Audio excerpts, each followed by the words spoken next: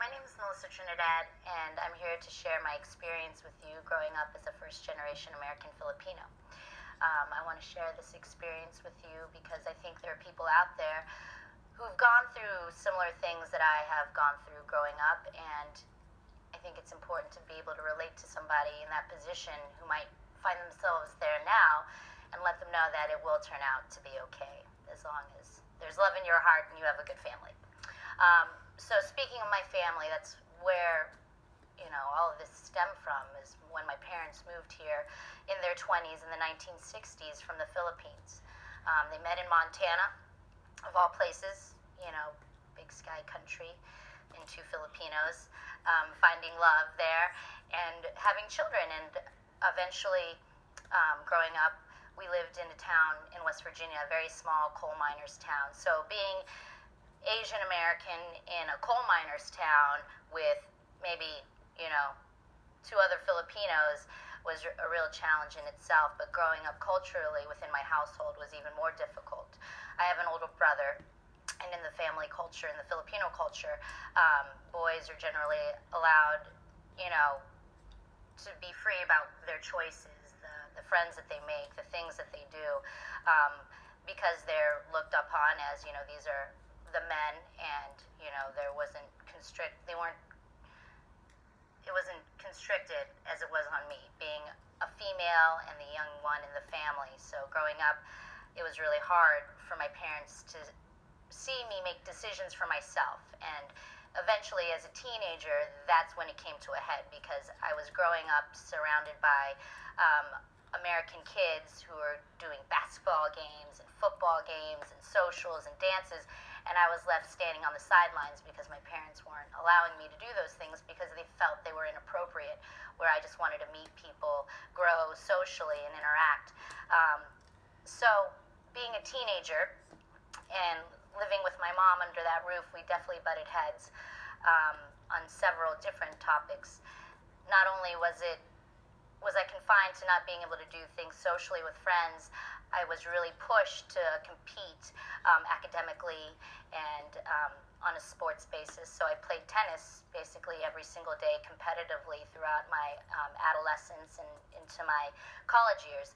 So that definitely took up all the social time that I had in high school. And it was really hard for me because I wanted to experience things that other regular teenagers got to do, going out with their friends, going out to baseball games, high school basketball games, and things like that. But my parents were really strict on me, and they didn't allow me to do those things, like I said. So I was pushed, but it finally came to a point where I didn't want to be pushed anymore, and I started to push back and rebel. So I started hanging out with what they would probably consider, most people would probably consider not the right crowd, maybe the party kids. But I think that was due to the fact that I didn't have the chance to socialize with a wide variety of kids. So the ones who were most welcoming and seemed to be the most fun were the ones that I gravitated towards when I finally had enough of being suppressed and I wanted to push back. So I pushed back pretty hard and started being irresponsible with my schoolwork, with my tennis, and eventually this led to me running away from home the summer before my senior year of high school. And I ran away to a little town called Yellow Springs, Ohio, home of Antioch College, which is a very progressive and liberal college that you may have heard of. So I lived there in Yellow Springs for 2 months out of my summer, the summer before my senior year. And I was just messing around. I was teaching tennis, I was hanging out, I was doing all kinds of things that I wouldn't approve of as a mother now that I find myself in that position. But those were the things that I did. And one day when I was walking downtown of that little sleepy hippie town, I noticed a whole slew of police cars, which was out of the norm for that area. And I realized as I walked up closer to the group of police cars and the police standing out there, I saw that my parents were standing with that group, and I realized that they had come to get me. So that's eventually how I ended up coming back home to finish off my senior year of high school at yet another different high school where I didn't know anyone again. But I finished off, and at that point, I had received numerous tennis scholarships, and I declined them all. and I decided to go to a 2-year community college because I had no clue at this point in time what I wanted to do. And of course, this drove my parents insane. And I moved out the day that I graduated high school. I didn't attend the ceremony. I went out, I got my own apartment, I got a job slinging coffee, which was great, and I was playing tennis for a 2-year school. At this point in time, my parents and I were at a total head, not communicating. They told me that they were going to move out of Ohio, that they were moving to Florida, and I said basically, peace out. I'm living my life. I haven't experienced things because of you, and I will maybe be in touch. So there was about a 2-year period where my parents and I didn't speak. And during this time, when I was going to school, playing tennis, things just kind of spiraled way out of control for me. I was partying a lot, not keeping up with my studies, letting my coaches down on the tennis team, letting my teammates down, but still thinking to myself that I was experiencing life. I finally realized, I do need to have more discipline. And the discipline that I had before from my parents might have been too much, but it was instilled in me that was the right track, and the track that I was going down, that I thought that I had to go down, wasn't exactly the right one either. So I needed to combine the two. I needed to enjoy life, live it to its fullest, but understand that I needed a direction. And that direction led me back to calling my parents and saying, you know what? I need to be around you. I need to be close to my family. So at that point, everything was put aside, all the things that we had experienced, because they were over the top with the way they disciplined me.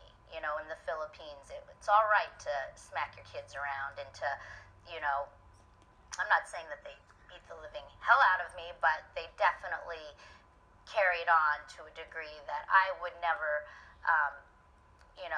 decide to punish my child by that kind of physicality. So anyways, all that put aside and all the disrespect that I showed them, we put that aside, and I decided to load up a giant U-Haul, tow a car behind it, throw my cat in the car, and I had like $200 in cash, just enough money to barely make it to Florida. And when I arrived in Florida, it was like 4 a.m. My parents came out to greet me with open arms, and I literally came out of that U-Haul and kissed the ground. And from that point on, we just moved forward. So I got my degree at USF. I didn't start playing tennis again. I did leave that behind. But then also what eventually happened, which was not planned, was that I became pregnant. So that is that was another bombshell to my parents, and a bombshell to me because that wasn't something that was planned, because I was only 24 years old at the time. However, the birth of their granddaughter, the birth of my daughter, brought us even closer together. And not only did it bring us closer together as a family, I think it was an eye-opening experience, a learning experience for myself. Those experiences basically molded and gave me the guidelines of, this is how I want to communicate with my daughter. This is how I want to raise her. I want to make sure that I can prepare her as much as possible for what's out there, what happens in the dynamics of relationships between people, and be better prepared and know that I don't have to parent exactly the way my parents parented me, but I'm going to take all the good things that they did and instill them for my daughter. And to this day now, my parents and I are basically we're inseparable. We speak all the time, and I'm very proud of my Filipino heritage. And there are things that I pass on to my daughter that I want her to be aware of, and I never want our Filipino heritage to be lost. My daughter's American Filipino. She's half white, she's half Filipino, and I want her to have the best of both worlds. And I'm glad that I was the one to experience being first-generation American, because I think it is a struggle to find that balance, to understand and appreciate your heritage, but at the same time, embrace the culture that you're living in. And I think that's the problem that my parents had, is that, obviously they wanted to come to America. A lot of people want to come to America. There's a reason why people want to come here, but there's also a cultural difference that you have to learn to accept as a first-generation American, and these are the things that these are struggles that um, aren't written about in textbooks. These are struggles that you have to experience yourself, and how you come out of it will determine whether or not, you know, the course of how you parent, the course of how you live your life. And I think I found that balance. And although it might have been a very difficult one growing up as an adolescent, I definitely feel as an adult now it was worth it, and I would do it all over again just the same way.